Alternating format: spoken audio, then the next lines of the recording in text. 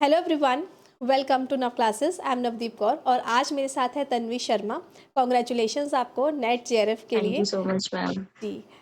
आप ज़रा शेयर कीजिए आपकी जर्नी कैसी रही, आपने कैसे प्रिपेयर किया नेट जेआरएफ के लिए। मैम मैंने अपना फर्स्ट अटेम्प्ट अपनी मास्टर्स के साथ दिया था 2022 में। जी। बट उस टाइम मैंने प्रिपरेशन स्टार्ट नहीं की थी, बस वैसे ही था कि हाँ सबसे सुना था कि नेट के लिए प्रिपेयर करना है, नेट देना है, तो वैसे ही दिया था।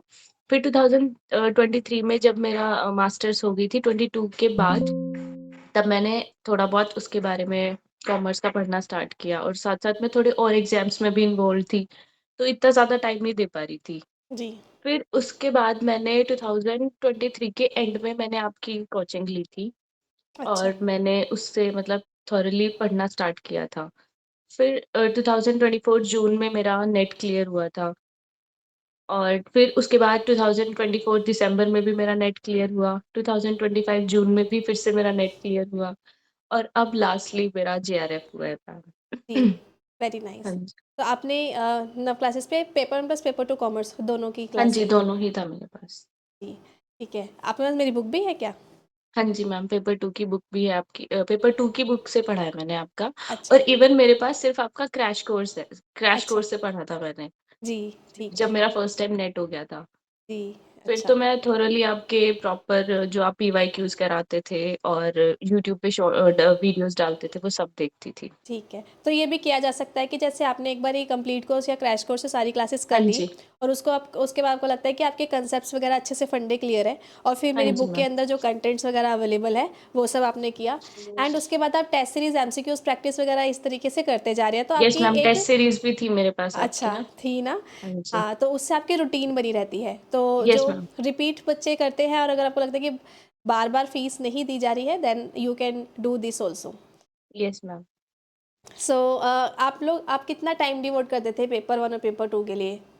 मैम मतलब ऐसा पर्टिकुलर फिक्स नहीं था, जैसे ना मुझे जो मेरा प्रैक्टिकल सेक्शन है वो थोड़ा-सा वीक है, तो मैं उस पे ज़्यादा फ़ोकस करती थी। थ्योरेटिकल अच्छा। मैं कर लेती थी, तो वो थोड़ा मैं लास्ट के टाइम में उठाती थी। हम्म। तो ऐसे रहता था, मतलब बैलेंस्ड रखना पड़ता था कि अपने वीक पोर्शन को ज़्यादा टाइम देना पड़ता था। तो उसमें 3-4 घंटे और प्लस थ्योरेटिकल का कोई भी एक सब्जेक्ट साथ-साथ उठा लिया, हाँ तो जी। एक वीक और एक स्ट्रॉन्ग सब्जेक्ट मैं साथ रखती थी। ठीक है, तो ये बैलेंस बना रहता है वीक और स्ट्रॉन्ग का। ऐसे येस मैम। करते थे आप। ठीक है, ये भी चीज़ तो मैं सही है कि शुरू शुरू में आप डिफ़िकल्ट टॉपिक्स को कवर कर लो तो उसको येस मैम, रिवाइज करने का टाइम मिलता है। रिवाइज़ करने का लंबा टाइम मिल जाता है। हाँ, और इजी तो हो ही जाता है, फिर वो भी हो हाँ जाता है जी, हाँ साथ जी, में। वही। छोड़ना नहीं है, और उसको रिवाइज करते थे आप। हाँ जी। यस जी। मैम, हाँ। प्लस मुझे जो सबसे ज़्यादा हेल्पफुल लगे वो थे प्रीवियस ईयर क्वेश्चन्स मैम। जी। बहुत ही ज़्यादा, मतलब पहले जैसे मैंने कंटेंट पढ़ा और फिर अटेम्प्ट दिया, तो मतलब इतना ज़्यादा नहीं मैं स्कोर कर पाई। फिर मैंने आपकी एक स्ट्रैटेजी देखी थी कि आप प्रीवियस ईयर क्वेश्चन्स को पहले पढ़ो और फिर उसके अकॉर्डिंग कंटेंट को पढ़ना स्टार्ट करो। जी। तो मैंने पहले प्रीवियस ईयर क्वेश्चन सारे, मतलब 5 से 6 2018 से लेके सारे प्रीवियस ईयर क्वेश्चन्स पढ़े। फिर एक आइडिया लग गया था कि अब किस तरह से कंटेंट को अप्रोच करना है। जी। तो फिर मैंने वैसे पढ़ना स्टार्ट किया। फिर हुँ। मेरा उसी अटेम्प्ट में नेट निकल गया था। जी, very good. So previous year question का मेरा तरीका होता है कि जब आप क्वेश्चन कर रहे हो ना तो एक नोटबुक में नोट्स येस बना मैम, लो, वही किया। आपने येस मैम। कीवर्ड ही ले लिया कि भई ये टॉपिक से ये क्वेश्चन वाले आते हैं। टॉपिक्स रिपीट हो रहे हैं। जी, हाँ तो जी। वो भी कवर करने हैं, फिर सिलेबस भी गो थ्रू कर लिया, कुछ छूट तो नहीं रहा, तो आपका कुछ येस भी नहीं मैम। छूटेगा, आपका ईच एंड एवरीथिंग कवर हो चुकी होगी ऐसे। एंड प्लस मैम जो आपकी पेपर 2 वाली जो बुक है वो इतनी ज़्यादा, मतलब उसमें हर टाइप का कंटेंट अवेलेबल है।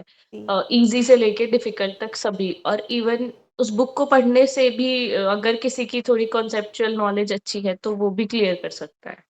जी, वेरी गुड। तो वही है क्योंकि आप देखते हो ना कि आपको कुछ भी इधर-उधर से करने की ज़रूरत नहीं, इतनी मोटी बुक येस है मैम। इन द सेंस कि इतने सारे सारी की सारी all 10 units are depthly cover deeply cover है इसके अंदर इन डेप्थ में। जी। Yes ma'am, exactly. बुक में पूरे का पूरा अगर कॉमर्स कंप्लीट हो रहा है तो फिर इससे ज़्यादा क्या ही चाहिएगा ना। हाँ जी, हाँ जी, ज़रूर। सो अच्छा तन्वी, अब ये बताइए कि आपको ऐसे मोटिवेशन कैसे मिला कि भई अब मेरे को और भी करना है नेट जेआरएफ जेआरएफ ही निकालना है नेट के बाद? मैम क्योंकि मुझे ना हमेशा से पीएचडी ही करनी थी, जी। तो फिर जैसे नेट निकला तो थोड़ा और कॉन्फिडेंस आया कि हो जाएगा, और जितनी बार नेट निकल रहा था उतनी बार मेरे मार्क्स बढ़ रहे थे। ओके। बट ये वाला जो अटेम्प्ट था इसमें मैं मतलब बिल्कुल ऐसे हार चुकी थी कि अब नहीं देना मुझे नेट, हो गया बस, नेट के बेसिस पे मैं ले लूँगी कहीं पीएचडी में एडमिशन। बट फिर घर वालों ने बहुत पुश किया कि कोई बात नहीं, अब फॉर्म फिल कर ही दिया है तो एक बार जाके पेपर दे आ। फिर मैंने दिया एंड लकीली जब होना होता है तब हो ही जाता तभी है। होता है, हाँ जी। यस ऐसा कोई मैम। बात नहीं, किसी-किसी की जो लक है वो फर्स्ट टाइम में काम कर जाता है, यस किसी का मैम। थोड़ा समय लगता है, लेकिन हाँ जी। मेहनत करने वाले की हार नहीं होती, टाइम सबका आता है। यस मैम, इस बार एग्ज़ैक्टली। आपका टाइम आया हुआ था और यस आपका मैम। क्लियर हो गया। नाइस। ठीक है, तो anything you want to share students को जो पता होना चाहिए एज़ अ स्टूडेंट आपने जो प्रिपेयर किया? मैम मतलब मैं सिर्फ़ ये बोलना चाहूँगी कि है ना, एक तो खुद में बिलीव करना बहुत ज़्यादा ज़रूरी है जी, और दूसरा सब कोई कुछ भी कर सकता है, अगर उसने हाँ। सोच लिया ना तो वो कुछ भी कर सकता है। And secondly previous year questions बहुत ज़्यादा इम्पोर्टेंट है और सेल्फ मेड नोट्स, खुद के नोट्स जब तक नहीं बनाएँगे ना हैंड रिटन तब तक नहीं हो पाएगा। जी। अब आप नोट्स की बात करें तो क्या आप डिटेल नोट्स बनाते थे या थोड़ा क्रिस्प में जैसे फ्लो चार्ट वगैरह ऐसा कुछ बनाते थे? मैम जब मैंने फर्स्ट टाइम प्रिपेयर किया था आपके कोर्स से तब मैंने डिटेल नोट्स बनाए थे।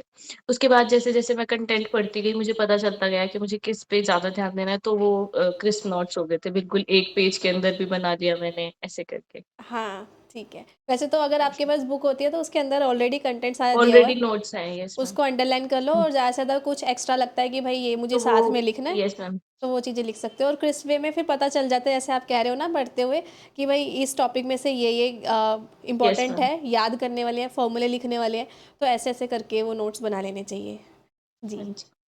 ठीक है। सो मतलब कॉमर्स में ऐसे कौन-सी टॉपिक है जो आपको लगता है इस पे ज़्यादा फ़ोकस करना चाहिए स्टूडेंट्स को, ऐसा कुछ है? मैम मैं मेनली मैंने ना स्टैट्स पे बहुत ज़्यादा फ़ोकस किया था क्योंकि वो पेपर 1 में भी यूज़ हो हाँ, रहा था और पेपर 2 में भी आ रहा था उसका कंटेंट।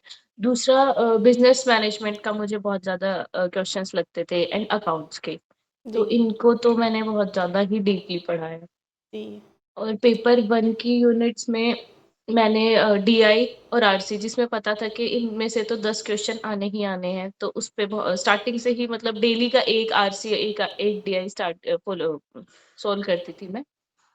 प्लस टीचिंग एप्टीट्यूड और रिसर्च एप्टीट्यूड इन जी। दोनों से भी बहुत अच्छे लेवल के क्वेश्चन आते हैं और इजीली सॉल्व हो जाते हैं अगर आपको कॉन्सेप्ट क्लैरिटी है तो। हाँ, तो आपने मार्क्स स्कोर करने के लिए जो टॉपिक्स इम्पोर्टेंट होते हैं, वो बताए हैं। Yes ma'am. Yes. Yes ma'am. ठीक है। तो बेसिकली मैथ्स और डीआई और ये जो आरसी है, इसमें से फ्री के मार्क्स है, कुछ ऐसा कुछ पढ़ के तो यस जाना मैम। नहीं होता। तो इसलिए इसकी बस प्रैक्टिस रोज़ करो और प्रैक्टिस जितना करते रहेंगे। सारे क्वेश्चन सही बनाओ। बच्चे हाँ यही जी। गलती करते हैं, इसको छोड़ देते हैं या तुक्के मारते हैं और उसलिए ईज़ी के मार्क्स चक्कर में फिर हाँ, प्रैक्टिस नहीं होती है ना जब तक उसको आप पढ़ के नहीं देखते हो, आरसी को सोल्व नहीं करते हो तब तक नहीं हो पाता है आरसी। Yes, yes. ठीक है, तो आप इन इन चीज़ों को रेगुलर करोगे, आपके पूरे मार्क्स आएँगे इसमें और जिसकी वज़ह से पूरा ओवरऑल रैंक इंक्रीज़ होता है फिर आपका। Yes ma'am. जी, ठीक है और आपके फैमिली में कैसा माहौल है? कैसा लग रहा है उनको? उन्होंने मैम पुश सब किया था? बहुत ज़्यादा ही खुश है। अब मम्मी यही कह रही थी कि है ना अगर हम नहीं बोलते तो तू नहीं जाती ना पेपर देने फिर ये गया? हमारी वज़ह से हुआ है जेआरएफ तेरा। हाँ, बिल्कुल। ठीक है, तो हार नहीं माननी चाहिए, अपने ऊपर बिलीव यस करना मैम। है, ट्रस्ट करना है अपनी मेहनत के ऊपर और आप कर सकते हो। जी, बिल्कुल। जब आपको लगेगा ना कि बस आप एक्चुअली आपने नोटिस किया इस बार भी वही हुआ, आपने सोचा अब मैं नहीं दूँगी, लेकिन आपने यस मैम। मैं हमेशा बोलती हूँ जिस टाइम ये समझ में आता है this attempt is my last attempt, इस बार ही निकालना है, इसके बाद मुझे और पेपर नहीं देने हैं। मतलब एग्ज़ैक्टली। दिल से आता है जब चीज़, आपको रियलाइज़ भी नहीं होगा लेकिन वो दिल से आई होगी चीज़। जी, अ, पर जब मैं पेपर देके निकली थी, मुझे नहीं लग रहा था कि ऐसे जेआरएफ इस बार भी हो जाएगा। लेकिन जैसे-जैसे रिज़ल्ट पास आ रहा था ना, अंदर से एक बहुत फ़ील आ रहा ज़्यादा था। इंट्यूशन आ रही थी कि जेआरएफ हो जाएगा, जेआरएफ हो जाएगा। और मेरा पूरा 1 दिन तक रिज़ल्ट खुला ही नहीं था। नेक्स्ट हुँ। डे जाके वो 2 बजे के आस-पास खुला। और तब मैंने रिज़ल्ट खोलने के बाद उसे वापस बंद कर दिया कि पता नहीं क्या साइट क्रैश हो रही है, क्वालिफाइड फॉर जेआरएफ क्यों लिखा हुआ है? अरे! फिर मैंने वापस से ओपन किया तब मतलब खुद को यकीन दिलाना ही बहुत ज़्यादा मुश्किल हो गया था।